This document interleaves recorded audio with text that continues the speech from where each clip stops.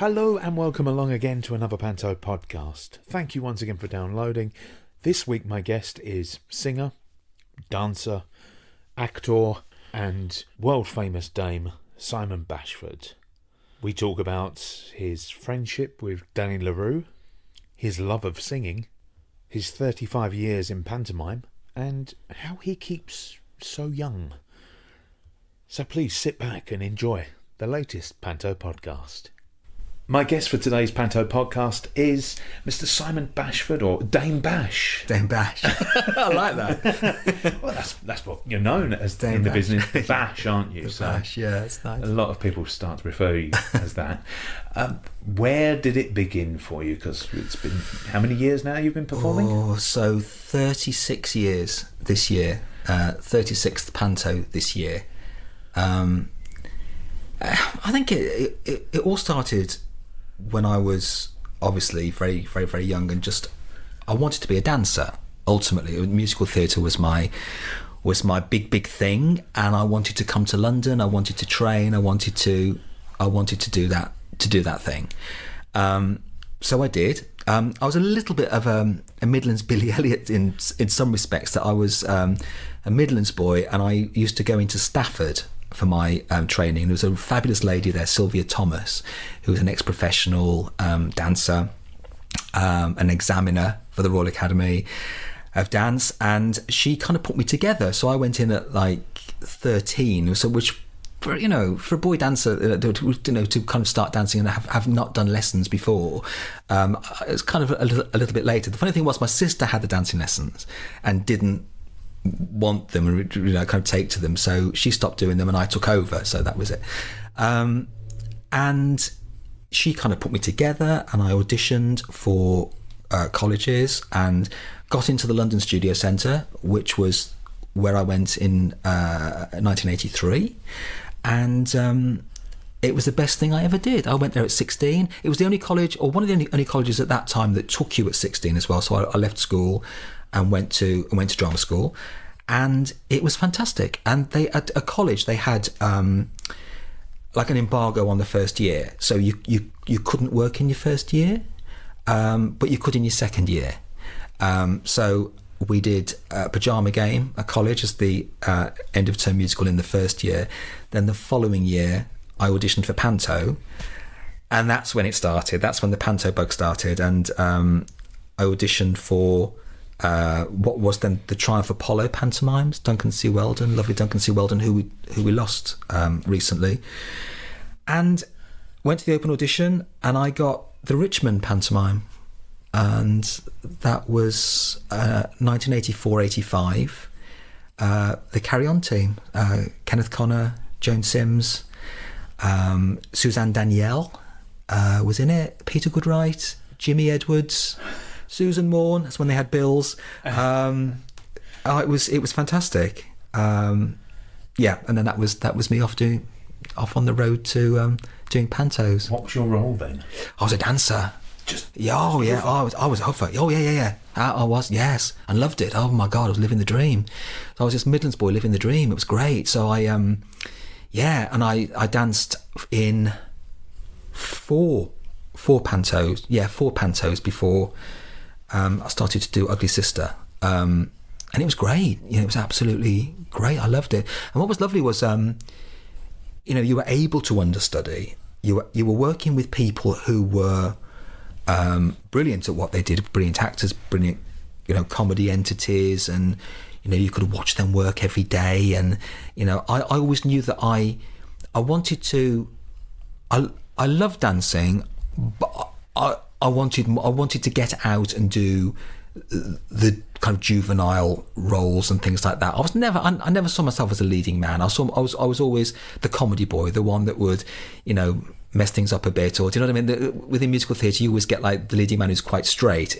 Same as Panto, you get your Prince Charming and you get your Dandini, and I always liked the comedy element. So I went on to do musicals like Me and My Girl doing Gerald and Me and My Girl, and Salad Days doing Nigel, things like that. That was kind of my thing back then. But no, pantomime was just a great thing to be introduced to, and it's I've done one every year now, every year for 36 years. Did you ever get the chance to understudy? Yeah, well, every year really, because what they used to do was allocate. So once you opened, you'd be allocated an understudy responsibility. They don't actually do it so much now in pantomime. It's quite funny. Sometimes I think, oh my God, what if something was to happen? I mean,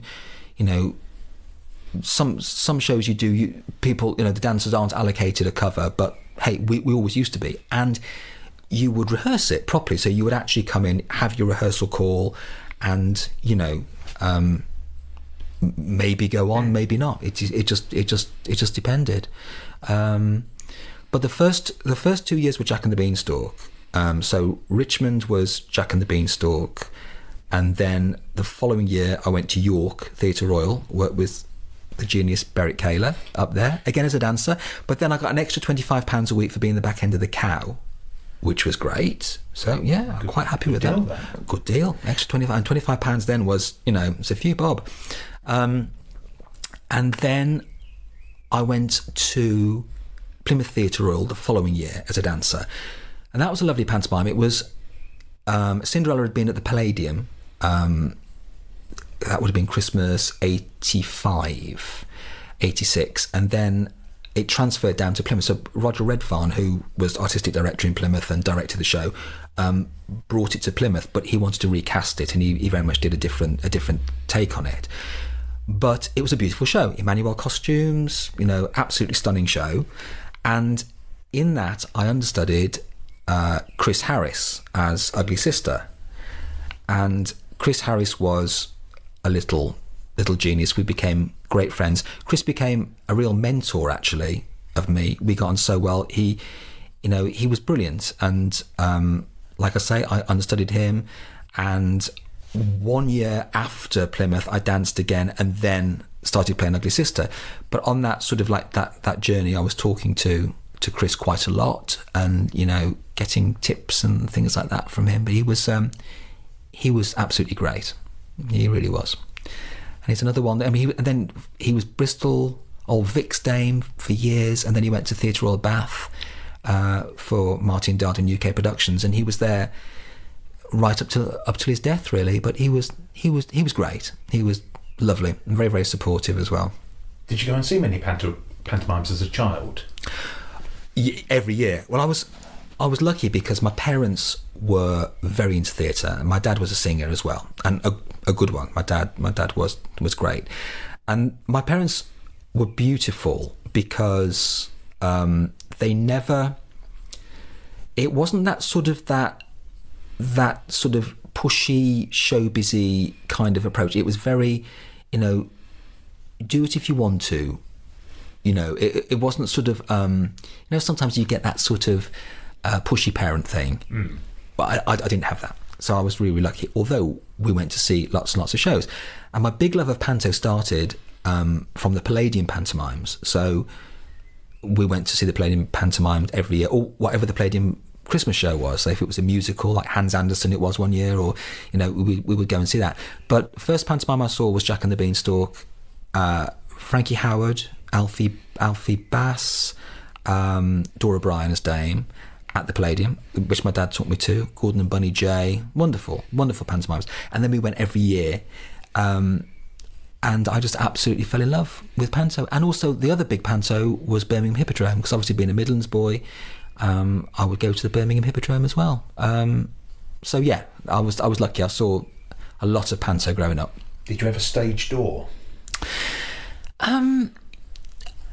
At times, it was funny. That was I didn't do a huge amount of it, to be honest with you, because bearing in mind that I was actually quite young at that point, so I'd be with my parents, and then I actually started working professionally from 16, 17. So I kind of went. It was kind of transitive that I went into kind of being back there rather than doing the stage door. And when I did go to stage doors, I was going to see friends working and kind of kind of going in and going backstage. But yeah, at times, of course, you always. I did for Tommy Steele. I still am a massive fan of Tommy Steele. And growing up, I wanted to be Tommy Steele. That was, I literally wanted to be Tommy Steele. And I remember I was proud as punch because my mom noticed that in Lewis's department store in Birmingham when I was a kid, Tommy wrote a book called The Final Run that was like a spy novel. It's not a showbizy book at all. And he was doing a book signing in Birmingham. So my mum let me have the day off school and we went into Birmingham and met Tommy and he signed the book and everything. So I walked up to the desk and he looked at me and went, bloody hell, it's like looking in the mirror. Because I was this little smiley blonde-haired boy. And I was like, Mummy thinks I look like him. And I was absolutely made up. That was, I was just walking around, 10 feet tall, really. But yeah, he was a huge influence. He was great. What was your take then on the dames when you were watching them as a child? I was always fascinated by them. I mean, for me, dames that made impressions... Terry Scott was a huge. He gave a huge impression on me as a dame, as a child, because he was funny, he was masculine, had great business, and I thought he was absolutely great. On the completely other side of the coin. And a man that I ended up working with a lot over the years, and I always said went full circle with really, was Danny La Rue. Because when I was going to the Palladium pantomimes with my family, Danny did the most fantastic Aladdin at the Palladium. And it was Danny, Alfred Marks, Wei Wei Wong, Wayne Sleep was the genie. He was like the star of the Royal Ballet, but he was like the new shining light at the Royal Ballet, and he was the genie, the ballet genie kind of thing in this. And Danny was mind-blowing. It was like the show was absolutely fantastic. And as a kid, my sister and I went on the stage in the song sheet, and we got a box of Weekend chocolates. You remember those Weekend chocolates? and a pair of chopsticks that were like sellotaped to it. And we just had to go on the stage. We were given this wooden fan with the words on, and we sang Mother Kelly's Doorstep with Dan. And I remember it was, it's through like kids' eyes, like when you're in the house looking at the stage, it was opulent and spectacular and magnificent. When he went on the stage, I remember walking towards Danny, and everything that looked from the audience that looked really pristine, obviously is you've got like Leishner that's been on for a show, and the costumes, everything's. I could see the threads on the costumes a little bit, and I remember like standing and looking in the wings, and you could see the dancers in the wings waiting for the next cue and everything. And but it was fantastic, and I found Danny to be the most incredible dame, because on a polar opposite to Terry Scott, he was very glamorous. Nobody ever questioned, or went down the route of Danny being gay. Danny was an entertainer. Danny was Danny La Rue. He was absolutely fantastic. But I loved his dame. I loved his delivery as dame, and I loved the way it would always be an act 2 number with the Abanazar or the Squire, because, like for instance in Aladdin, Danny was the merry widow Twankey, so he'd had a fling with Abanazar. Oh, don't you remember when? And he's like, oh, stop it, woman, I'm trying to cast a spell. Oh, but you remember, don't you? And all of this kind of, and it was then they go into like a parody number, and I thought that was a wonderful take as a dame. That was quite unique to Danny, because he he wasn't doing the slapstick dame, he was doing the glam dame. How would you say, for people who've never seen you before, how would you describe your dame? Oh, I think it's a little bit of a mashup of people that I've been inspired by. For me, there's something that Harold Fielding, the producer, said years ago that I kind of live by a little bit, or like adopted, because I think it's very, very poignant, in as much as Harold Fielding used to say the picture, being the costume, the performer, isn't right until the top of the headdress and the toe of the shoe is perfect. So what I'm saying by that is that the picture has to be right. So my dame she's very kept. My costumes are tailored, so she's very kept, she's very colourful, she's very clean, so everything looks cartoon-like. I like to mix up, like I have a lot of hard wigs that give that kind of that very sort of like sharp edge, but then if I'm doing a front cloth where, you know, wigs are coming off or whatever, then I'll go to a nicely dressed soft wig, because I think it needs to be, you know, you don't want to walk around like a mannequin, you want to get very involved in everything. So I think she's and she's lots of fun, I hope. You know, I think, you know, she's a character, but I think every dame would probably say the same, that every dame is unique because it's a little bit of you and a little bit of the people that you've been inspired by. You know, I loved, like, moving on a generation, like Paul O'Grady as Lily Savage. I was the biggest Lily Savage fan, so I loved that. And I more when I was doing Ugly Sister, that you could bring that sort of, that arch sort of, yes, to it. You know, the way Paul would be quite, you know, anarchic. He was a big influence further down the line, but again, Lily was very kept and looked, you know, and was a character. So yeah, I hope that my dame she's colourful, she's fun and a bit brassy, you know, but not rude. Not rude, of course. No, never rude. No. And what do you prefer playing, good or evil? I like a bit of both, but obviously never the twain shall meet, in as much as my ugly I loved, because there was that moment of being really horrible, you know, in the ticket tearing scene, etc. But then the audience would have a lot of fun with you as well.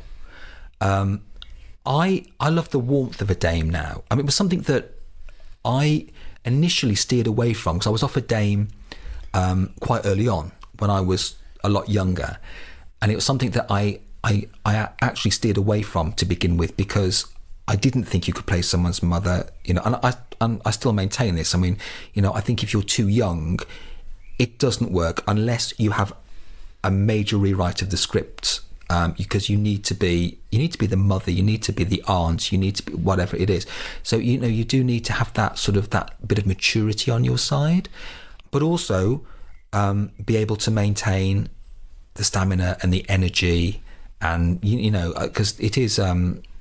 You know, you can't sit back on dame. You've got to, you know, you've really got to work hard, really. But I remember at the point that I made the move, and Simon Barry, who, a dear friend of mine, was my producer for a couple of pantomimes, and actually we did plays and musicals together as well. I spoke to Simon at the point that I was going to play dame. And Si said to me, you know, do it. He said, because what you'll find is, he said, because I actually liked being in a double act. I liked the double of uglies. I know that some dames don't. I mean, there's a lot of dame friends that I talk to, and they actually don't like the thought of not sharing the limelight, but like being part of a double act. They like to stand alone. But I always liked that. But Simon Barry said to me that, you know, what you'll find is that in situ on stage, you are working as a double, because you're working with your comic, and you get a rapport with your comic, whatever, and you are actually in a situation where you're doing those gags as a double or as a trio or whatever. So, you know, you're only kind of on your own at moments in the show, and I completely get that. And now having done dame now for many years, I really enjoy it. I enjoy the warmth and the, you know. You can do other things with a dame that you can't do with an ugly, which is nice. What's more grueling then, being a dancer or being a dame? There's a question. I think, and I do maintain this, that the dancers are the hardest working part of a show. It sometimes annoys me a little bit on pantomime, because of where I came in, that dancers aren't always treated or respected as much as they should be, because, you know, the kids in the line and, you know, are the backbone of the pantomime, and a lot of principal performers now came out of the chorus anyway, because there are people who, you know, actually came in at that point and loved coming in at that point. I mean, I wouldn't swap anything in my life. There's no job I've done or experience I've had that I would swap.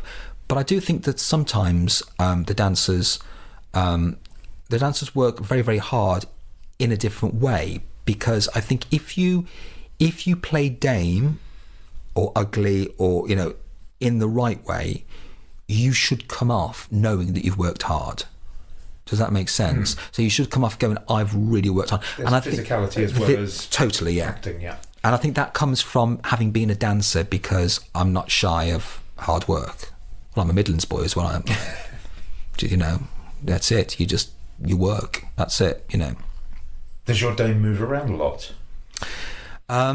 Yeah. Is she, you mean on stage? Yeah, absolutely. Yeah, she is. I think the biggest thing that I learned as well, because I think initially, having been a dancer, initially with dialogue, I'd be on the balls of my feet, and I'd have some director saying, "Si, stand still," because I'm like, you know, you're moving around. So there are times now when I know when to stand still and I know when to move, you know. So yeah, but she is quite animated, but I also like to dance as well. I mean, I love, what I try and do every year is do a number with the Babes, or something that actually gives a nod to what I came in as, you know. And I think it's actually quite nice. And that's like I was saying earlier, that's what makes your dame individual, because there are some people who aren't dancers, there are some people who, you know, but they do something else. So there are some people who would do, like Bobby Crush playing piano, you know. It's an individual thing that's, you know, that works for him. So yeah, I think it's just incorporating your kind of personal talents into it too. Where do you think you got your look from for your dame? I think I was hugely influenced by Les Dawson later on, because I think it's a hard one to say, because for me, okay, it's never been about looking pretty in a dress. There's no part of me that goes on feeling that I want to be pretty in a dress, or be, people go, oh, you know, it's a character. So for me, it's body armor. So I know what I want it to be, and I want the picture, like I said earlier, to be perfect. But the costume goes on, the costume comes off. There's no part of me that would, you know, walk around the flat in it or anything like that. You know, it is, you know, it's just purely down to, it's an onstage persona. So having said that, I think part of me massively been influenced by Danny La Rue, and equally being influenced by people like Terry Scott, and also Les later on. Now, Les was like an unmade bed in many ways, because he was this big, you know, comic. But I was always interested in the comedy that I'm doing within the costume, rather than being a clothes horse. So what I mean by that is that you walk on. So when you're doing uglies particularly, you know, it's the same with dame to an extent, but more so with uglies. You walk on the stage and you get a huge reaction to your costume, because you're in this great big creation. Then they all settle down. You've then got to move on from that point and be funny or go into material. So often you see people just go, oh, costume's great, and where are we going? So for me, I was always more interested in the script and etc., you know, but then wanting the costumes to look right. So I think I'm a bit of a mix up of I'm like a tailored sort of Les Dawson, Terry Scott. Isn't that? That's not bad, is it? That's actually quite nice. Pretty accurate, you know. I mean, they are like mega dames. I'm not saying that, you know, I am in any way as good as them. It's just these amazing influences in your life that you look at what these people were doing and how they get a laugh. I'm a massive geek like that. You know, people approach comedy in different ways, and how they get a laugh, and individual people's deliveries, which are individual to them and are very different, but you know, you see them ripping a house apart and you think, God, that's so clever. So I've been a big watcher over the years of, you know, comedians and actors and dames, and yeah.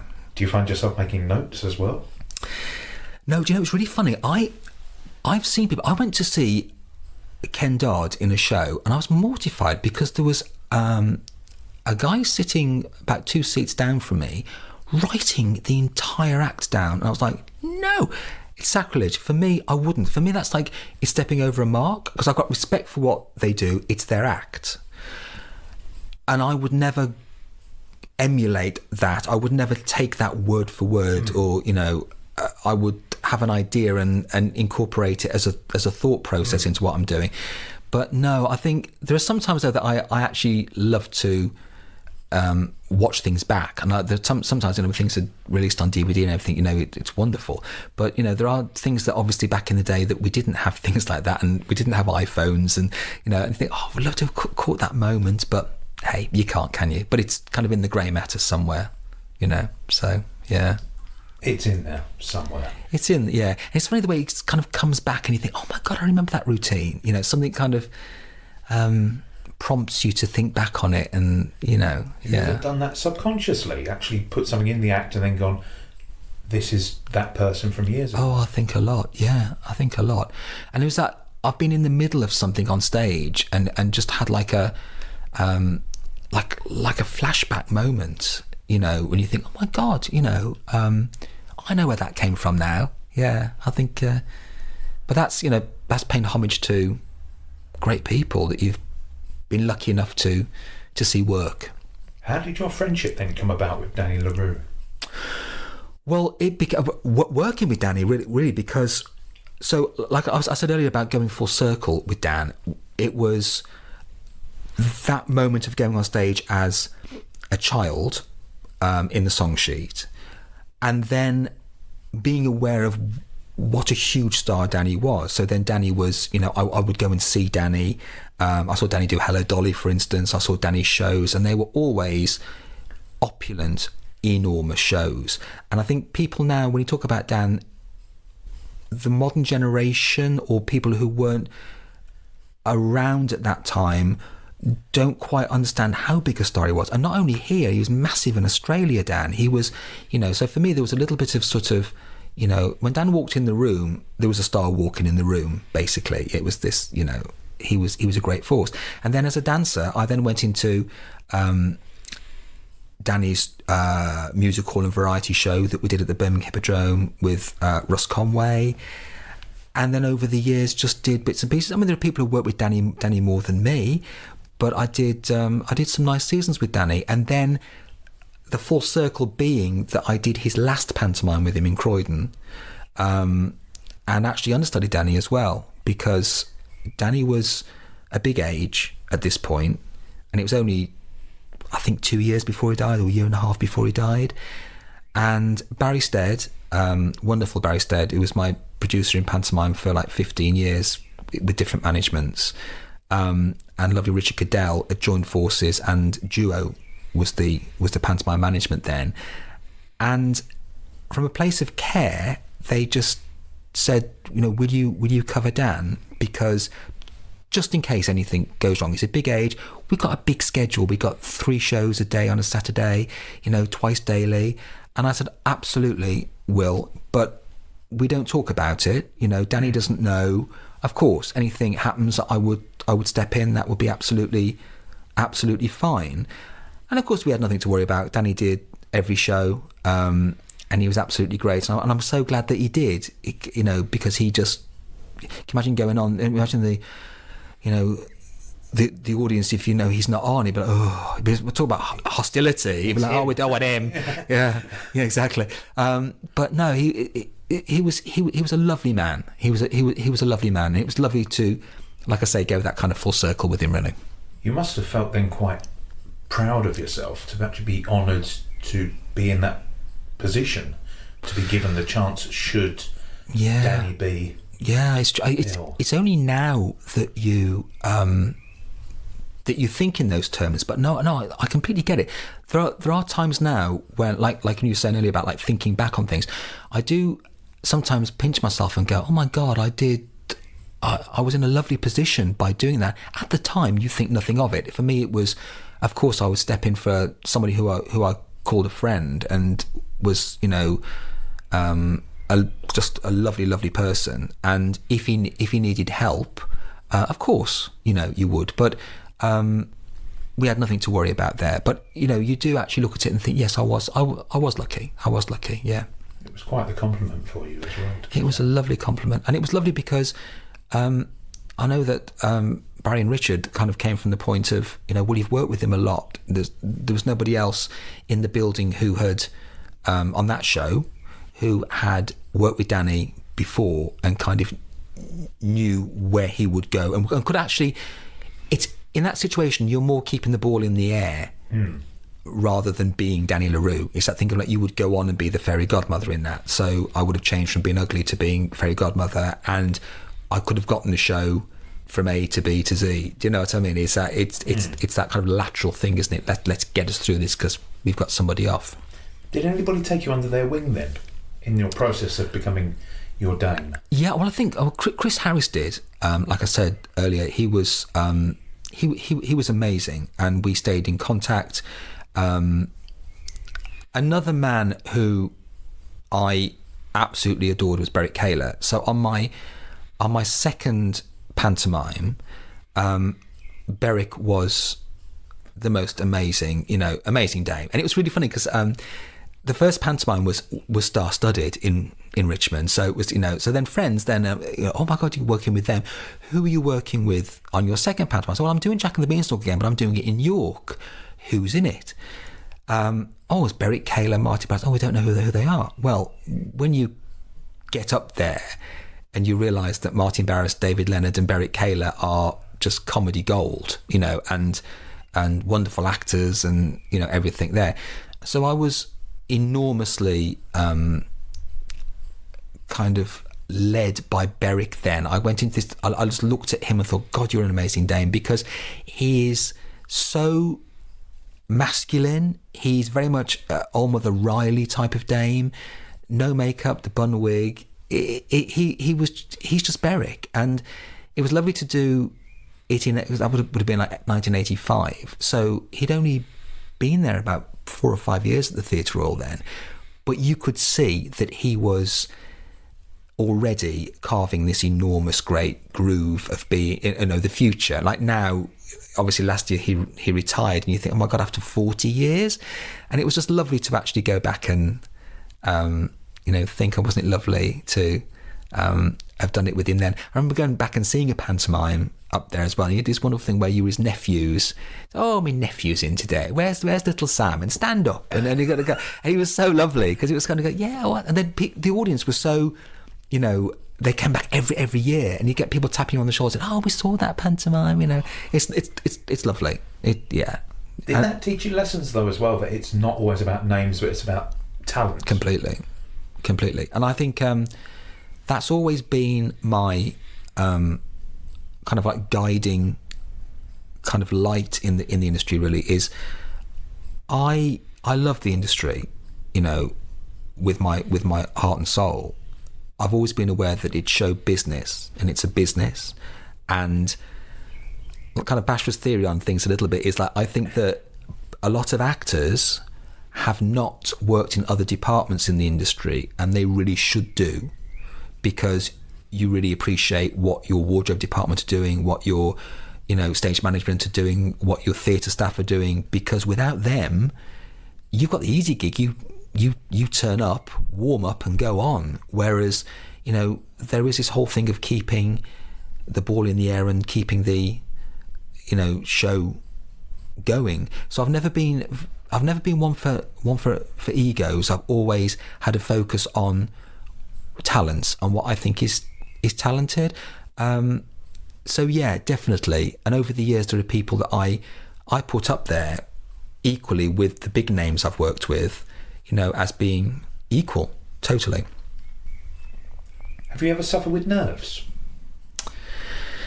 No, I think. Well, I say that. I think you've always got that thing on your shoulder, definitely. And I think as you get older, you do as well. I think for me, I've always had a jitter before, and I still do before I walk on. And I think you should have that, because if you don't have that, I think there's something a bit wrong, because you've got to have that that feeling of, oh, I hope it goes well. Do you know what I mean?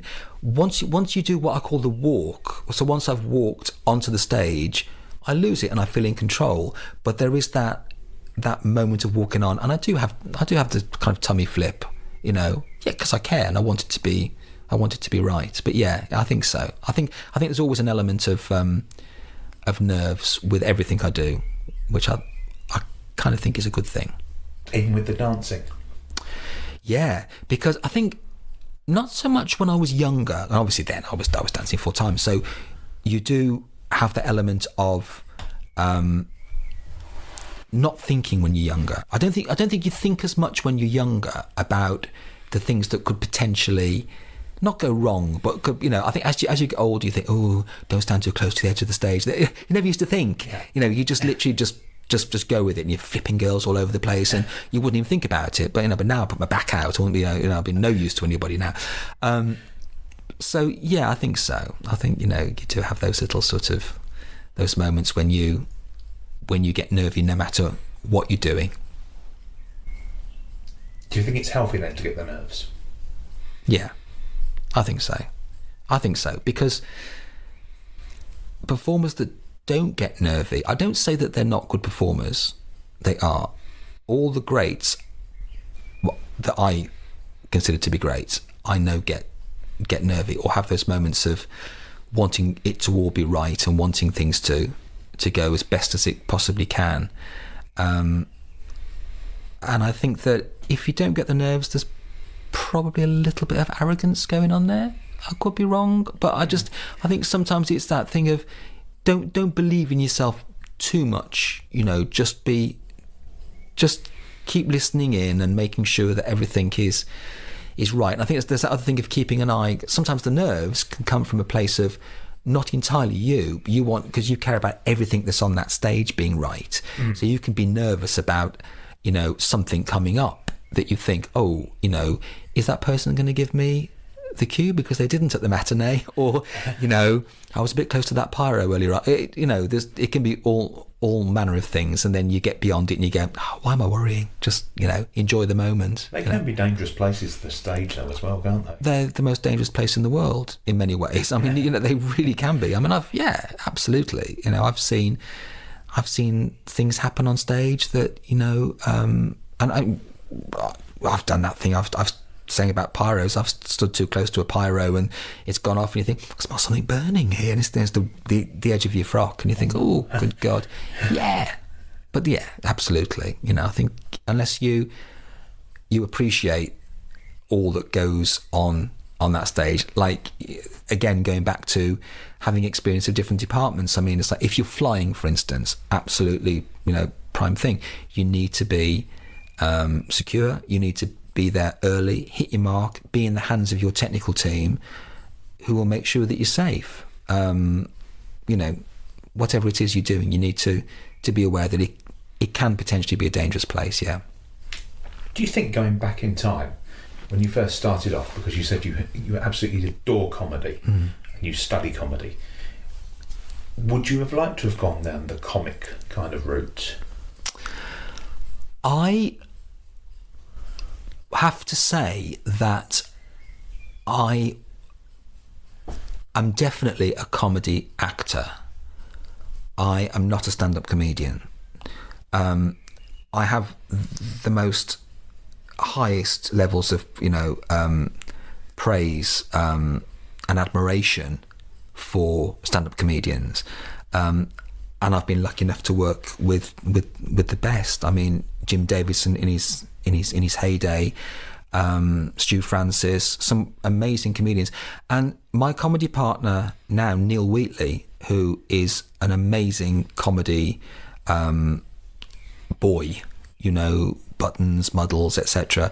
But he's an incredible stand-up comedian. So when I see Neil doing what Neil does, I tip my hat to that, because I'm a comedy actor. So I am a theatre boy. So I love my comedy.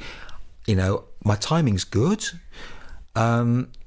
Within a situation, within scenes, I don't think that I'm cut from the cloth of being a stand-up comedian, although I can go out and sing a 50-minute set. You know, it's like a musical theatre thing that. But then is it? I haven't done it, but I think I would definitely put myself in the realms of comedy actor. But I think that what would have been nice, you know, generationally, if I'd been born earlier, I would have loved the chance to be in like a Croft and Perry situation comedy, or, you know, to have a character within something like that. Yes, that would have really, you know, fitted great for me. But to actually go on stage and hold a stage and do stand-up comedy isn't for me. Would there be a part of you though that kind of would have wanted to have been kind of the Buttons or the wishy-washy? I think, I mean, I have done Comedy Boy in like Easter pantos and things like that over the years, and actually have been offered when I was younger, like a Muddles, or at one point I was offered a Prince years ago, when I was many years ago. But I think because you get into that groove that you establish yourself as an ugly sister, for instance. So like I did Uglies for 20 years. And once you're established as that, then quite honestly, financially, it's a better deal, because you've got, you know, you are a specialised act, as it were. And so I kind of stayed with that. But when I was younger, you know, I did do Easter pantomimes and, you know, summer pantomimes, doing the Comedy Boy, definitely. And in the early days was absolutely offered, you know, like I say, a Prince or a Muddles or whatever. But I kind of stayed with doing Uglies and then doing Dame. It was just the way it felt right, really. And also, like I say, the deal was actually great for me to do it that way, really. Financially, yeah. And also, when you're a jobbing performer, so I don't have a label that I'm from a soap opera or whatever it might be. So you always have to look at what is the best job on the table, I guess. And that was just kind of the groove I went into. Do you think as well, part of it, without getting too deep, is the costume and the hiding behind that as well? That when you've got the sort of the war paint on and the costume there, and that allows you to be that more of an actor rather than... I think so. And I think it's definitely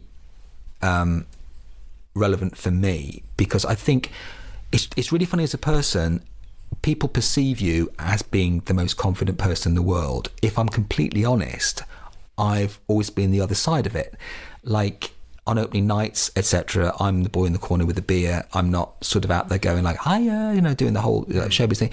And I think in some ways it's kind of the way I was brought up. Like I said, you know, my parents, my grandmother, it was a very sort of grounded. I mean, they would come and see the shows and be really proud, and they'd probably say more behind your back than they did to your face. It would be like, oh, well done, son, that was good, kind of thing. Do you know what I mean? It wasn't sort of, oh, darling, and anything like that. So it was very much, I had massive support and massive love, but it was very much like a working process.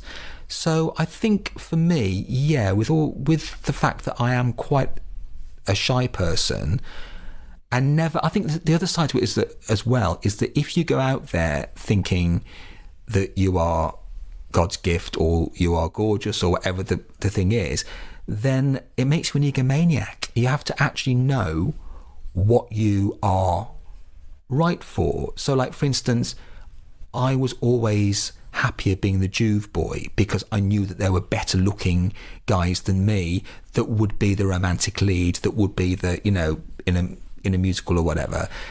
And then, like you said earlier, there's definitely that comedy streak in me, so I would be more at home being able to pop a few jokes and be in comedy scenarios rather than being completely legit and completely straight, you know. I could never have been in Les Mis, for instance, you know. I mean, as much as I absolutely love the show, but, you know, I'd have to put a couple of gags in on the barricade as well. Were you a funny child? I think, well, definitely. I I think my comedy though came from my primary school years were fabulous, absolutely gorgeous. Secondary school in the working class Midlands at the time, I was bullied because I was kind of outed before I knew who I was, what I was, because I was a dancer. So basically, because I was a Midlands boy and I wanted to dance. Now it's great because in the world of entertainment, it's very much, you know, people aren't judged. You know, the world is a much more healthy place, I think, now, and certainly for boys who want to go into the industry. And, you know, like I say about the whole outing thing, it's nothing to do with sexual orientation. It's just down to that thing of like fitting into a box. And because you're a dancer, he's not one of us. He's not playing football. He's not doing rugby. He's going off to the next town to, you know, to dance. And then it was a very different world. It was a little bit sort of like taboo. So my comedy kind of came from being quite bullied, that if I was making them laugh, they weren't going to hit me. There's that thing of like, so the comedy kind of comes from us, he's funny, he is. So there was a little bit of that. I think it was a little bit like life survival as well. Defense mechanism, totally. And that's where I found my comedy from, I think. Yeah, definitely. Who made you laugh then as a child? Not necessarily in pantomime, but just on TV, stage in general. I loved Morecambe and Wise, for instance. That was like a family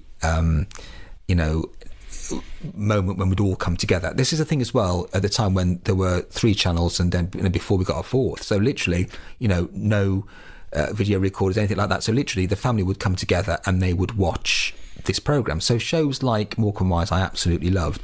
And I also, within my family and within the home, there was a lot of laughter, and we were, my sister Jane and I now still joke because we are kids at heart, and we did silly things that would just make us laugh. There was lots of laughter going on, lots of messing around, so we were a very sort of kind of like comedically based family, that we tried not to take life too seriously, because life can be, at times can be grim. So you just look at it and go, let's just have a laugh. But certainly shows like Morecambe and Wise, yeah, they were great, and I found them again so stylish and so, just brilliant entertainers. They were entertainers who did comedy, and that's kind of how I saw myself, or what I wanted to be, was the all-rounder, really, not the person who is just doing gags, because I know that there are people who do that better than me, but the person who can sing a bit, dance a bit, be comedic, do that whole thing. A triple threat, yeah. That was kind of what I wanted to be. What's been your favourite pantomime that you've starred in so far? I absolutely loved being at Manchester Palace. I think when I did Cinderella at Manchester Palace with Darren Day, Ruth Maddock, Isla Fisher, being in that theatre for me was probably one of my favourite moments, because it's such a, it's a theatre home, it's a pantomime home, I should say. So it was great to actually be up there, and that year we were, the North's biggest panto in that area. That was lovely to do. I also loved working, because I worked with Jim Davidson, as I said earlier, for about 10 years. But I joined Jim by Jim had a blue pantomime that people might remember called Cinderella with an S. And the show was in the West End, and initially had done very, very well over Christmas, and then it kind of went into the year and they kept the show on, and then the houses were beginning to drop off, and they decided to actually bring the show off. And then as the year went on and the bookings went up again, they decided to keep it on. Well, the cast were, I think I'm right in saying that, the majority of the cast were able to stay on, but the person who couldn't stay on was Roger Kitter, because Roger had got a pantomime that he'd taken and was heavily billed for, because he was obviously the star of A Low, A Low, etc. And he couldn't get away from it. So he had to leave Cinderella, basically. So my then manager, Phil Johnson, phoned me, and he said they would like you to do Cinderella. And I thought, oh my God, that would be amazing. But I had actually signed myself to do a pantomime, to actually do Dame for the first time. And I was going to go down to Grays, because Alexander Bridge, who's another wonderful force in my life, was the resident Dame at Grays for years. And Bruce James, lovely Bruce James, who was originally a performer, then producer as Bruce James Productions. I did a lot of work for Bruce. And the theatre at Grace wanted to have a completely different take on Dame. So I was going to go down and do Jack and the Beanstalk and play Dame. And it was all signed in good faith, and that was it. So I said, obviously we've signed this, and, that's lovely to have the offer, but, I'm true to my word. So then he came back to me and said they would like you to do it. And I said, well, I'd love to do it, because for me it would be lovely to have a West End credit, because it was, it would have been the tail end of the West End and then to go to Blackpool. But, as you know, we've done the deal. So he said, would you be okay if I, spoke to Bruce? And I said, yes. I said, but if, he can't let me go for whatever reason, then, I'm staying with the show. I'm quite happy to do that. Anyway, it turned out Bruce was absolutely lovely, and he said, you should go and do this. And he was gorgeous.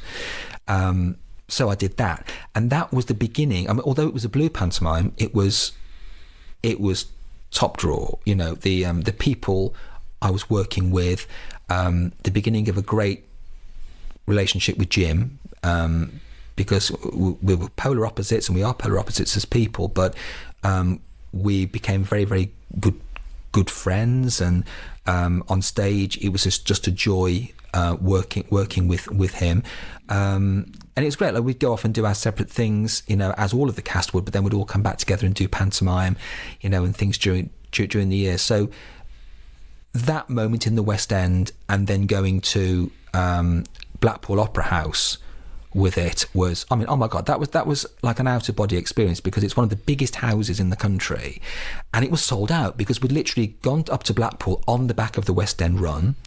You'd got Charlie Drake, Jim Davidson, Dave Lee, Diane Lee. It was this, Mia Carla, Jess Conrad. It was this really, big show, and it was completely sold out and standing. So every night you had in the region of like about 3,000 people in that theatre, and you get to the Opera House every night, and there were people queuing to get in. It was fantastic, but that was a moment of enormous pride and enormous, oh my God, the heart was going under the bra, because it was like, oh my God, there were so many people. Because you say about learning things from people. So Jim had this wonderful thing that helped so much, that, stand and look at them. You say about moving around, it's that thing of like, Jim as a comedian would say, stand still, plant yourself, and just, let them take you in. Because obviously in Cinderella they're quite grotesque. So nothing puts an audience on the back foot more than you actually looking at them. It makes them uneasy, because then it's like, what's going to happen? So we kind of came on as the uglies, everything wound down, and we just looked at them for what felt like, quite a long time. But then also what comes with that, when you're not as experienced as people like Jim Davidson, Charlie Drake, etc., and Dave Lee, that you were thinking, oh my God, this is quite scary. But then of course, the more you do it, it became quite empowering. But they were great people to work with and learn from. It was great. What did you learn from doing an adult panto? It was all the things that, when you do pantomime regularly, and people will know this, that you're in the wings and something will be said and you'll, swear or something backstage. And it's something you could never say on stage, and certainly as uglies and whatever. I learned that the discipline is the same, actually, but it was just learning a different way of delivering the gag, and learning from people like Jim Davidson. It's like a masterclass, because you actually watch how that sort of engineering goes on almost on stage, and the working an audience in a different way. So I got a lot from it. It's not a million miles away from doing traditional pantomime, but of course the audience are quite raucous, especially in Blackpool. We had, it was a different experience, but in some ways the same. But I did walk away with a lot more comedy experience, I think, from it. I did learn a lot. What's been your favourite audience to play to? Mixed families, matinees with the schools in, or the adult audiences? I love a mixed audience. I love a family audience, because I think at Christmas, genuinely, everybody comes out together. It's probably the only time in the year that you get mum, dad, nan, granddad, kids, aunties together. And I think that is absolutely fantastic. And I do love to see people having fun at Christmas. Certainly at Christmas, it's a time that it's very, very special. And also at Christmas, I never take sight off the fact that they choose which box office their money goes over. So you like in Red Hill, where this will be my 7th year there, it makes me really, really proud, because up until working at the Harlequin, I'd never had a residency. I'd always moved around. So obviously, like when you're stuck to a subject like Cinderella, you move around wherever that show goes. But I do love that the rapport and the going back, that you get a real sort of like family mix. People that know you, they know what you're going to come out with sometimes. So you kind of tip your hat to doing something that you have like a running gag every year or something. So I do love that going back feeling, the warmth of an audience, that it's your audience and you're their dame. And the other thing I would say that I absolutely love now is the relaxed performance, because it's something that we do in a big way in Red Hill. Lots of venues do it now, but was never there before. Many years ago, it wasn't even, there wasn't a relaxed performance or in any way like that. There's something quite lovely about it. It's almost like a line run, because you've got the lights up, the doors are open. I like the fact that you go round and you meet the kids before, and they look at the costumes, and you take everything down so that you haven't got any bangs or crashes or thuds or anything too loud from the pit that's going to scare them. And that is a lovely audience, because it's almost like storytelling. You pull back, and it's actually a really lovely thing to do. So yeah, I do enjoy my relaxed performances as well. What about the song sheets? I love the song sheet. Well, the thing is that, it's only, now it's very much the comic that kind of does the song sheet, certainly now. So Neil does the song sheet. Song sheets are great. I think the thing with song sheet is the song sheet can be great, or in the hands of someone that isn't running it properly, it can be like, this is, it's going on a bit. But I love a good song sheet, and, you see some really good ones. And yeah, I think it's a great part of the show. Do you miss performing them? Not really. I've done a few. Again, it depends on the part you're playing. So obviously in the years that I was doing Ugly, I didn't do them. Bar 1 year, actually, I was in Tunbridge Wells, and the director said, "Would you do the song sheet?" And I'm like, yeah, that would be great. As like one half of the Ugly Sisters, it was great. I loved it, because it did all the stuff with the kids. It was absolutely great. But normally you don't get that. Or like as the dame in As, you kind of like tag it or something. You'd probably come on at the end or something, or top and tail it. But I have enjoyed doing song sheets over the years. But like when I've done like comic and Easter pantos and things like that, it's been nice. But it's a great part of the show. I just love to see kids' reactions to things. Sometimes kids can be comedy magic, because you just, you kind of wind them up and let them go. They're like a Duracell bunny, and some kids are just fantastic. And you think, could you not come back every night? Because it's just really great. What about then the corpses? Because we were talking previously before we started recording, and you said about some nights magic just happens. Sometimes silly things can happen. What's your take on the corpse versus the real corpse, or the real mishaps that happen? I think there's a real fine line for me. I don't like contrived corpsing, and you can smell it a mile off. You know, when you go and literally, it's so contrived because they do it every show, and you see the shoulders going and they turn their back on the audience. So you just know that it's just not coming from a place of reality. You know, it's not spontaneous. It is contrived. I love it when it's natural. I love it when, obviously, you know, every corpse can't be the first time it's happened. I mean, when it happens, it's comedy gold. But there are ways that when the audience are with you, and you know that it's going to work, that you can get away with it, and it can be very, very funny. But I'm not a big lover of the contrived setup codding, because you can smell it a mile off. But I do when something happens. I mean, comedy's organic, and when it happens, go with it. Don't step on it, because the audience love it, I think. And I think as long as you're in control of it, I think it can work. It can work really, really well. And we all like a big belly laugh. It's just, it's great. It's great. How much input do you have into the scripts? Quite a lot. Although what I have at the moment is, it's great because the team know. Certainly what we do in Red Hill, for instance, we kind of know what the engine is. So we naturally have the right sort of denomination within the script. So things are written in a way that, for instance, we know, Neil and I know what we're going to do in front class and things like that. So it kind of happens organically.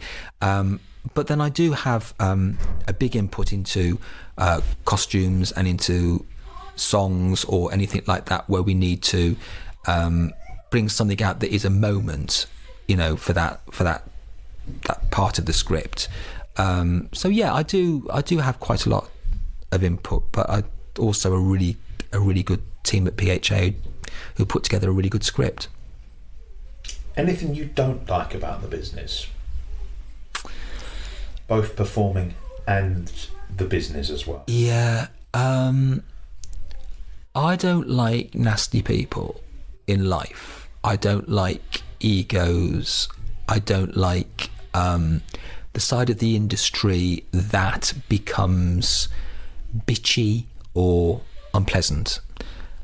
I like to live my life as an open book, really. I like people to be sincere and to be nice. I don't like it when it becomes a bit, backbitey, ego based. That's the only thing. And I think there's sometimes, don't get me wrong, I completely understand that it is a business, and there are times when one has to be stronger, and stand up and fight a bit. But it's just when it becomes unpleasant that I don't like it. So that's the only side to the business that I think maybe everybody feels that you don't want it to be unpleasant in any way. Unpleasant run. Yeah. Like on Panto as well, I want everyone to enjoy it. It's like it's a family, and at Christmas it should be lots of fun, and I don't think, over the years, there's only probably a couple of times that there's been a spanner in the works that you think, that person is particularly unpleasant. I think I've been really lucky, touch wood, that I've not worked with very many people that you would walk away and go, I don't want to work with them again. It's all, I've been lucky, and I've worked with some great people. But yeah, I think that's the only side to the industry that sometimes lets it down, is ego. And what about then the actual performance? Is there anything that you look at in a script and go, oh no, I've got to do this? Or yeah, I think there are sometimes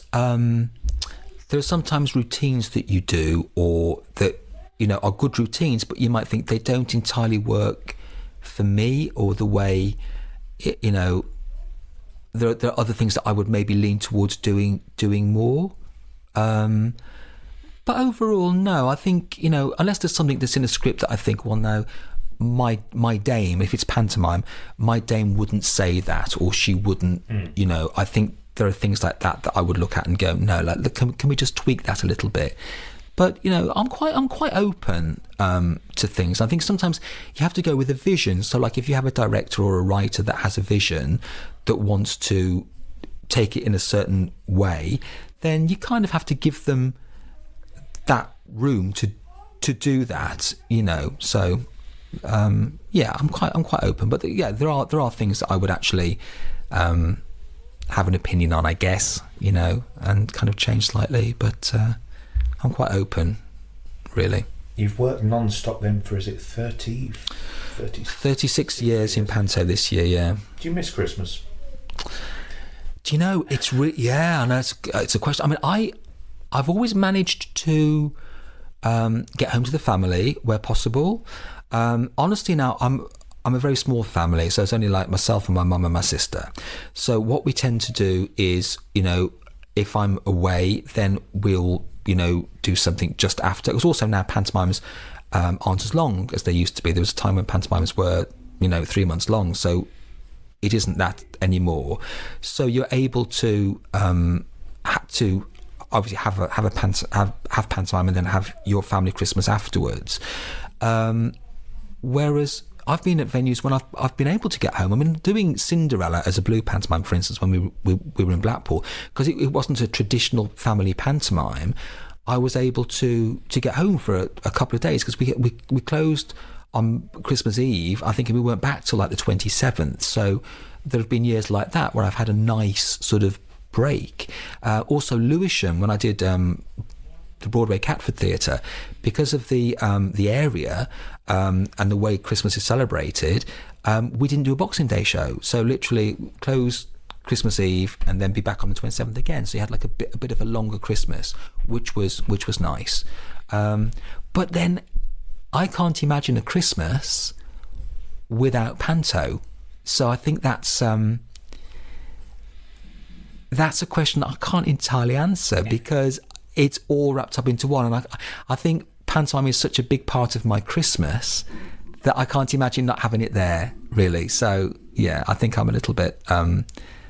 I think I'm in for the longitude. I like my Panto. And then I think, oh my God, if I ever had a Christmas off, what would I do with myself? Would I get to the point where I'm really missing the pantomime and really missing the show? And I think I would, actually. So, yeah. It's a hard one to answer, because I don't know a Christmas without Panto. Well, I haven't for 36 years. So, What about those pesky 3 show days? Oh, they can be a trial. Although I don't mind if the house is full. So, for instance, we've started doing them in Redhill because the demand is there, but not all the time. I don't like it when I see bills and runs that it's purely the management being greedy. I mean, there was one that I saw a couple of years ago when they were literally, I think it was almost like 3 a day. I'm like, no, that's ridiculous, because you just exhaust your company. And of course, friends who were doing that, people became ill, and it didn't, it couldn't run as, a slick show, because people were, just cramming in the performances. We have 3 on Christmas Eve, we have 3 at certain points over the Christmas period, and we're full, so I don't mind. And it keeps your energy up, that you go on and you hit it every show, and it actually goes by quite easily. I do enjoy them, because the other thing for me is that I hate and would never want to walk a show. I hate that. It has to be full throttle for me, because the audience have chosen to come and see my panto or the pantomime that I'm in, so I want them all to have the best performance that they can have, rather than thinking, oh, I've got 3 today, so I'll cruise the first one, change the gear a little bit towards the end of the second one, and sock it in the third show. No, I like it to be, consistent, really. Without sounding too crawly, shall I say, you look a lot younger than you are. How is it you look after yourself? I love you for that. Do you know, I do look after myself, actually. But I just think I try. I look as much as looking after myself. I try not to take life too seriously, and I like to laugh a lot. And I like to, I think I've been lucky that I've done everything in my life that I wanted to do from a work point of view. So there's no part of me that's unfulfilled. Genuinely, I've done everything I wanted to do. I've done telly. I've done, a film. I've done, musical theatre, and pantomime is the big love of my life, and and music. So music and comedy are a big part of my life, and I just like life. I just like to be as happy as I possibly can, and I think in some ways that keeps you young or younger. I think, yeah. But it's nice of you to say. I really appreciate that. Thank you. I'll pay you later. That's all right.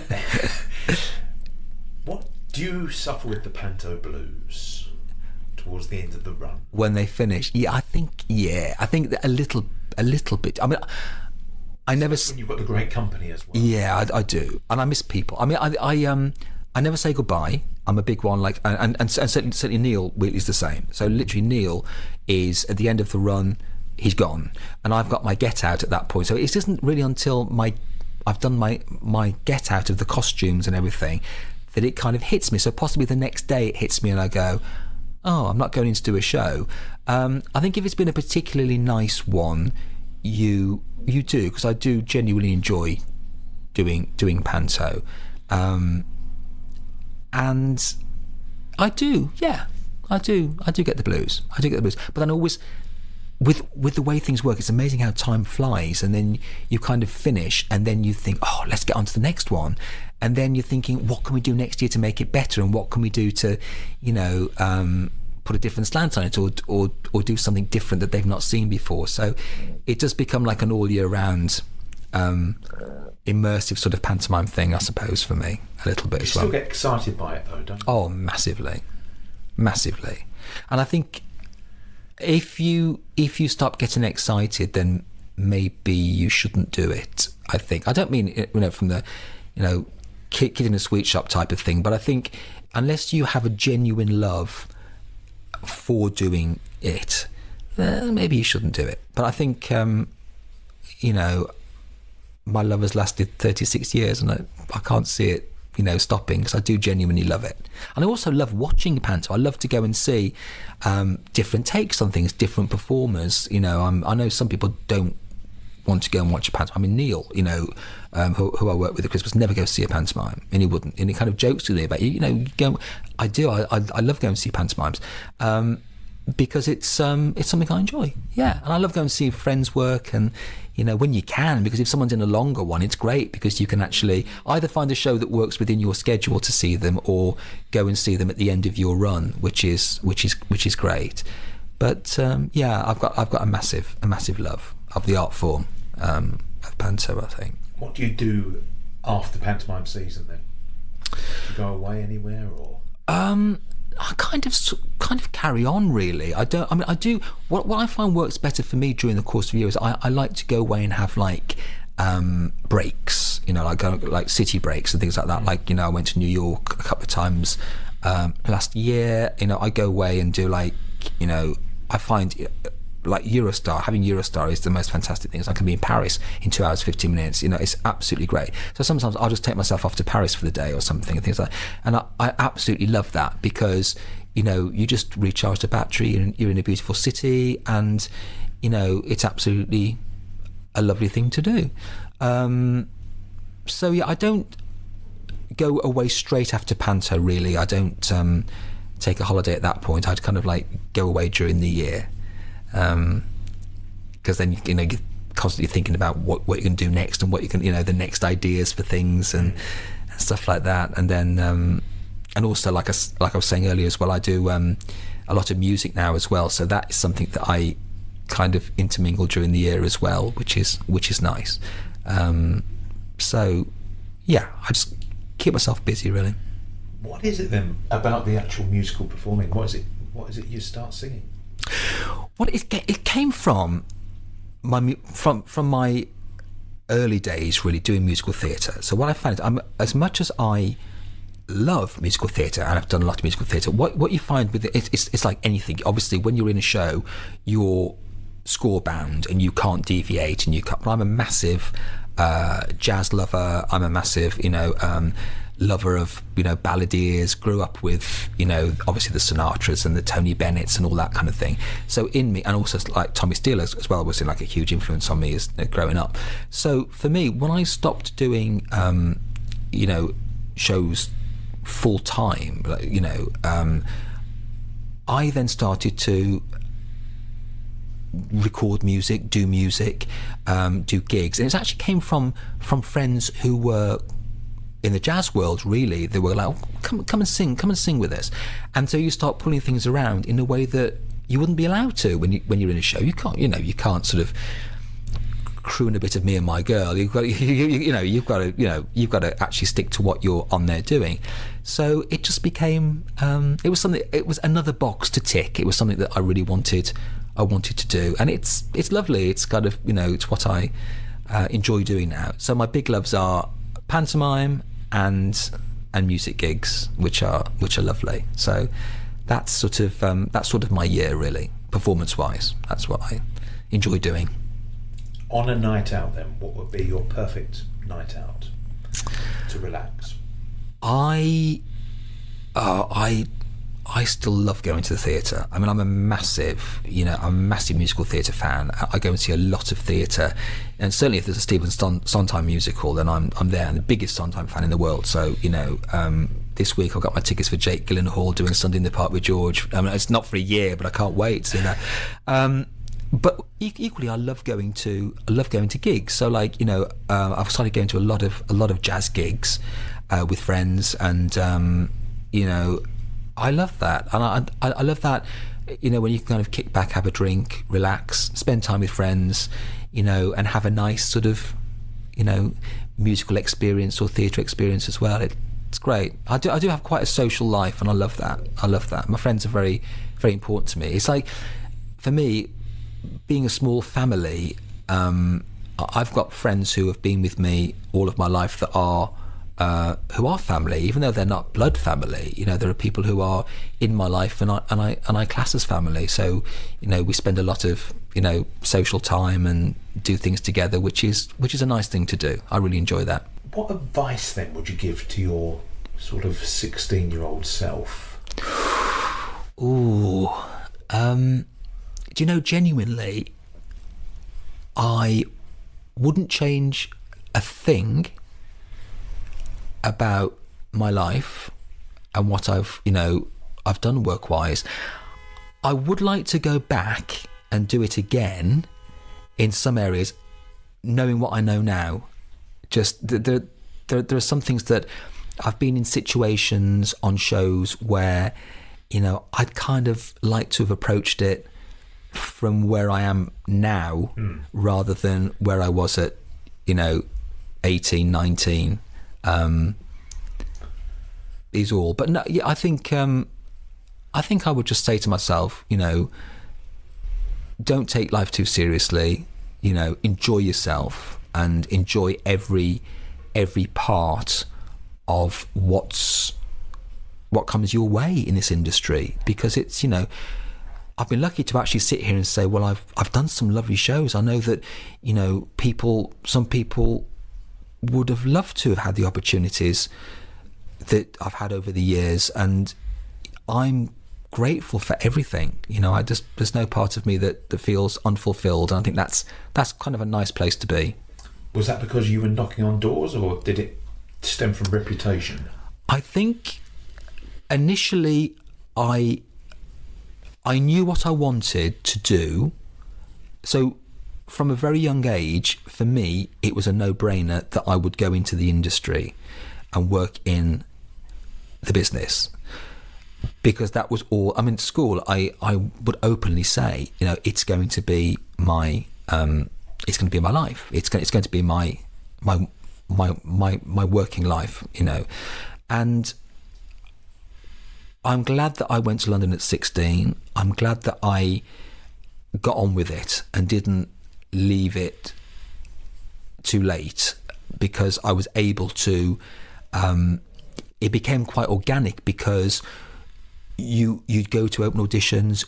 Luckily, I got work, and then from that, you then met people who liked you and employed you again. Equally, like I said earlier on, it's show business. So in my days with Duncan Weldon, for instance, on that Richmond pantomime, my very first job, there was a lovely wardrobe mistress, Barbara Blow, and Barbara liked me, and she put some work my way during the year. So for instance, Duncan Weldon did a lot of plays in the West End, lots of star-studded plays. So for instance, I got the opportunity to personally assist and dress Charlton Heston when he did the Cambridge New Court Martial at the Queen's Theatre. So that was a Duncan Weldon play. And basically what happened there was they brought the show over from America with the all-American cast, and Ben Cross went in because he was a very big English name at the time. So he kind of went in, but Charlton Heston had directed it and was playing the role that he played in America. And then obviously it's a courtroom drama. So there was one of the actors, like the courtroom stenographer, I think you'd call it, was taken ill. So he came out of the play, and the boy that was there dressing him, looking after him, Charlton Heston this is, then went into the play. So there was an opening, so I went onto the play and worked and did that job, which was fantastic, and struck up a lovely friendship there. I mean, there was a lovely story that later on, like years later, he came back to London with his wife to do a play called Love Letters, and I was going up to Perth Theatre in Scotland to do My Fair Lady. So I wasn't going to be able to see him or his wife. So I literally wrote him a letter, sent it to the theatre, and that was it. I went up to Scotland. So my then partner said to me, "Oh, there's a letter arrived for you, and it's from Charlton Heston." I was like, "How do you know it's from Charlton Heston?" Because well, on the back it was a little white envelope, and his name was like raised on the back, like an embossed envelope, Charlton Heston. So when I got back, it was typed. And it was a lovely letter just saying, lovely to hear from you. Of course, I remember you. It was lovely to work with you. Thank you for looking after me so well back then. Knew that you would, go on to do what you were wanting to do. Maybe you'll come our way one day. I thought, my God, it would be lovely to go to America, and I'm not going to move in those fields. But it was lovely that there was. He was a lovely man, and it was a lovely, as being young, it was lovely to actually have that experience of working with him. And then Duncan Weldon had another play, Apple Cart, with Peter O'Toole, Susanna York. So I did some work on that. So I was able to. It wasn't so much the knocking on the door thing, other than just being in the right place, doing a good, clean job, and people saying, "Oh, do you want some work in between your acting or dancing work?" And being able to do it. So it was. It was lovely. It was beneficial, as well. That kept me going, But it was lovely. What's next for you? Would you like to go into directing, producing, writing? I'd like to carry on doing what I'm doing pantomime-wise. I do have some personal wants or things that I would love to do. I mean, I've done bits of directing over the years and choreographing. I'd like to direct again. But when I'm doing Panto, what I found with Panto was 1 year I directed and played Ugly Sister, and I found it quite hard because what I felt was, my partner that I was working with, I wasn't able to be with him rehearsing all the time. I felt it was unfair because obviously you're being taken away to do lighting and technical elements to the show. So I did find that although I enjoyed it and found it fulfilling, if I was doing pantomime, I'd want to do one or the other, and at the moment I'm just really happy doing Dame. So I think it's something for the future, I think. But just carrying on doing my pantomime and my music gigs, and I'm quite happy with that. What about a book? I thought about this, actually. I did actually think about it, and again, not from a place of any kind of ego. I think there's a lot of lovely things that I'd like to put down, like something that we touched on before we started recording. We were talking about Larry Grayson, and that was a lovely situation that you, like, this kind of goes on from you saying about knocking on doors, things like that. I was in Jersey doing a summer show, Les Folies de Paris, in 1987 with the lovely Chris Hayward. So Chris Hayward and I were in the show together, and we were like the two boys in the show. Now, the thing that I didn't know when I signed the contracts, my first agent is a wonderful character, Barry Stacey, that everybody knows. You know, he's the oldest living producer, I think, still now, and an agent. And he's one of my dearest friends. You know, more than a friend, he's family. But Barry was, you know, would phone you, and he's this big colourful character, and I've got you summer season, darling. You're going to Jersey. Oh, marvellous. You know, it was 1987, so I was only like 18 or something. Wonderful. So off I go. Absolutely fantastic. What I didn't know was the top of it was a French review show. The top of the second half, there was a comedy sort of drag. I mean a high quality drag spot, but basically the boys, Chris and I, become the girls. So like the girls, it's like a Saint-Tropez, you know, boyfriendy type opening, and then we come through and did Perfect Young Ladies, things like that. And then it turned out to be the beginning of Chris and I doing Uglies, because initially I was like, oh my god, I didn't know about this. Chris Hayward looked like Joan Collins. I mean, he you know, absolutely beautiful, you know, and again, that little voice inside me that might, being comedic, I wanted to be the Phyllis Diller, the one that kind of looks right, buggers it up a bit, so that we literally have that thing. So he's looking absolutely pristine. I'm looking, you know, the blondes to his dark hair, but we would then get the comedy out of it as well. And Larry Grayson was on the island with his manager, Paul Vaughan. And the thing with the show as well was that I didn't say was it was a floor show, so it started at 9:15, and so by the time we got to the second half, it was, you know, probably going up for like 10:30 or something. So all the actors and the pros working on the island at the Opera House or in their shows would come for our second half and be on the balcony bar, etc. So and this part of the show became a bit of a sort of like novelty moment. So this night, Larry was in with Paul. And at the end of the show, the company manager said, you know, would you like to go up and see Larry? He'd like to buy you a drink. So, oh my God, would I? So up we went and sat with them, and Larry was absolutely gorgeous. And he said, you boys should do Uglies.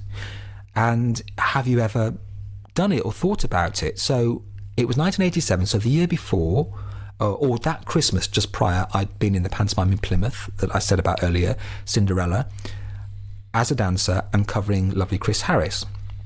So I had sort of cut my teeth, you know, by understudying Chris, and I thought, well, yeah, actually that would be very, very nice. Chris had actually done a year himself, and we talked about it, and we couldn't do it that year, but we did it the following year and got the costumes together, and we did Epsom Playhouse together with Faith Brown, and that was our first one. And then we then went to Darlington and moved on, you know, and then individually carried on doing Uglies with different partners, and then doing Dame, and so that was how it sort of grew.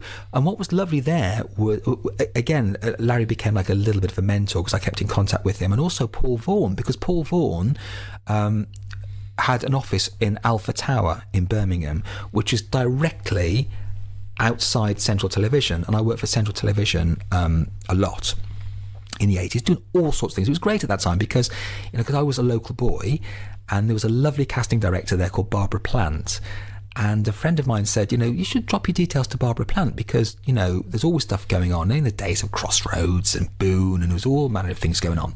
So I did, and was regularly, in doing all manner of stuff for Central. And one day on a break, I thought, I'll go and see Paul, just, if it's possible to see him, just to say, we took all of that on board, tell Larry that we did it, kind of thing.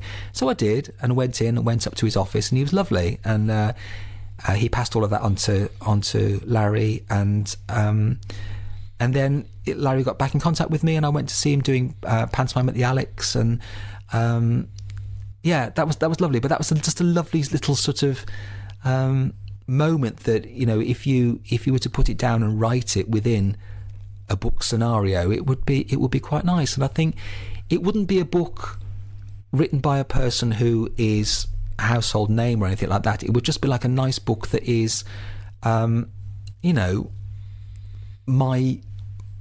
work in the theatre, really, like a journey. But yeah, a journey, like a travelling minstrel kind of thing. It's like just these little things that have happened along the way. I think a lot of people would read it. Do you think so? Yes. Maybe I should get on it.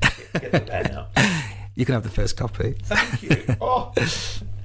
This leads me on to my last question. Your dream pantomime.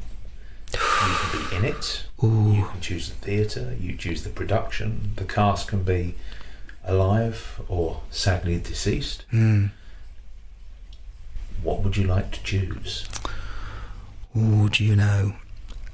Well, this year, I've obviously going back to doing Jack and the Beanstalk. So Jack and the Beanstalk is an important pantomime for me, and in different ways. So the first two pantomimes I ever did were Jack and the Beanstalk. I think it's a great story. I love it as a pantomime, and it's one that I've not gone back to for years. I've seen it occasionally over the years, but not gone back to doing it. The first pantomime I ever saw was at the Palladium and was Jack and the Beanstalk. And I think of those great performers like your Frankie Howards, etc., that you think, oh my God, wouldn't it just be a joy to see them back on stage doing it? The best pantomime subject for me, hands down, will always be Cinderella, because Cinderella you can do in a really opulent way. I mean, I've always had this dream that, if I was to put one on, I would love my pantomime to be absolutely stellar. You could actually do the most beautiful costumes, the most beautiful sets. The Palladium will always be the home of pantomime for me, and I'm just so glad that Kudos are now doing it so brilliantly and bringing pantomime back. I mean, is it the fifth one this year? Fourth. It's great because you've got the home of pantomime in London is actually, it's back at the Palladium. There is a part of me that would love to, if you could take them back to being young and back with us, I would love to see Danny La Rue back doing what he did so brilliantly, and equally people like, your Les Dawsons, etc. there, because sadly we have lost some great talent. But I think I'm just really open to seeing the future, seeing what shows come up. I'm really interested to see what happens at the Palladium this year with Goldilocks. It's a subject that's not done very often. I think it'll be very good. There are good people in it. So I think it's quite hard to say who or what I would want back or who I would want to see in it, because I think there's so many people who would be great doing it. But I would love to see. I'm loving going back to doing Jack and the Beanstalk, so I'd probably like to see a nice big Jack and the Beanstalk again at some point. But equally Cinderella with, some, I don't know, who would be like a massive name that you would go, oh my God, you got them in Panto. Would you be in it though? Oh, if it was Cinderella, I would love to. I'd go back to doing Uglies if it was Cinderella, for instance. But I'd want to do it with, my go-to sister would always be Malcolm Lord, who is a brilliant dame.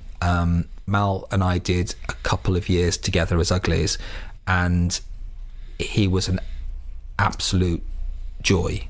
And we've often talked about maybe doing it again. And I said, but I would love to go back with the most elaborate costumes. But like money was no option. You just literally, spent the money, willy-nilly and had the most fantastic costumes. So that you were like, in the way that Julian Clary walks onto the podium every year now, just like I've two uglies in the same vein where the costumes are like so opulent. So yeah, that would be nice. If Malcolm was available and we were doing uglies, then yeah, I think that would be something I would love to do.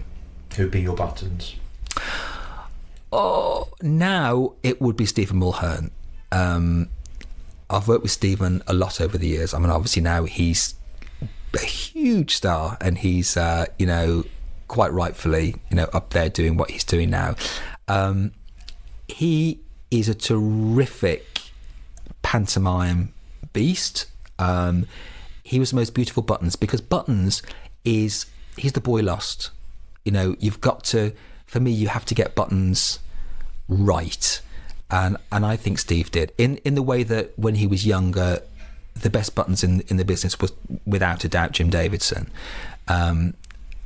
And working with Stephen when he was younger, doing Buttons and doing a few with him, there was definitely like a young Jim in him, really, and Jim saw that because Jim was directing us at that time. So I think Stephen is an amazing pantomime force, and he would be my Buttons. Cinders. Cinderella. Oh, see, I've worked with some lovely Cinders over the years, but for me, I don't think she always needs to be a name. I just think if you've got a girl who is a really lovely, sincere musical theatre girl, so yeah, that would be open to, I think, finding a new sort of talent for that. And I think it gives a girl a chance to actually play a role like that. And I think it would be nice to find a new one, although I've worked with some lovely Cinders over the years. So we're going to be fairy godmother Danny. Yeah, I think so. What about then your Prince Charming and your Dandini? Well, again, in his day, Darren Day was the most magnificent Prince Charming, and because he could actually do so much as well. He was lovely. Another lovely prince was Chesney Hawkes a couple of years ago. Chesney was fabulous. I absolutely loved him as prince, because I think the thing I loved about those two boys was they were three-dimensional. They weren't just like a stuffed shirt, or like, not stuffed shirt, but like when it's very like stand and deliver, rather than actually having some personality as well. Because sometimes I found a prince to be really, really straight, and then the Dandini to be the one that is the inherent comedy boy. And I think it's quite nice when you can both have the crack of the whip, really. The Baron. Johnny Casson was the most beautiful Baron, and the most beautiful man, and a dear friend. I loved him as Baron. I thought he was absolutely fantastic. Johnny Casson, I think. Well, thank you so much for talking to the Panto podcast. It's my absolute pleasure. Thank you for having me.